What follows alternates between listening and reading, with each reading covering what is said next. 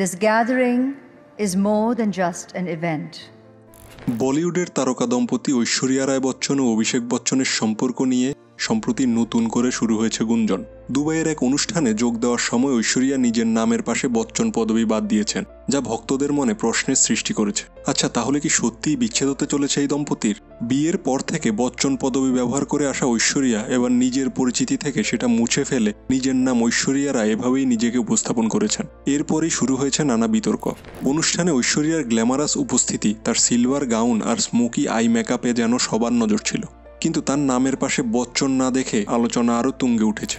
এর আগেও আরাধ্যার জন্মদিনে বচ্চন পরিবারের পক্ষ থেকে কোনো শুভেচ্ছা আসেনি, আর অভিষেকও ছিলেন নীরব। নেটিজনদের মধ্যে বিভিন্ন মতামত উঠে এসেছে। কেউ বলছেন এটা বিচ্ছেদের ইঙ্গিত, আবার কেউ বলছেন ঐশ্বরিয়ার জন্য এটি নতুন অধ্যায়ের সূচনা। যাই হোক, কোনো উত্তর না মিললেও জল্পনার অবসান ঘটছে না। কিন্তু ঐশ্বরিয়ার এই পদবি পরিবর্তন বিশেষ করে এত বড় একজন তারকার পক্ষ থেকে অনেক কিছুই বলছে। তাহলে কি এই 17 বছরের সম্পর্কের পরিসমাপ্তি ঘটছে? এর উত্তর হয়তো সময়ই দেবে।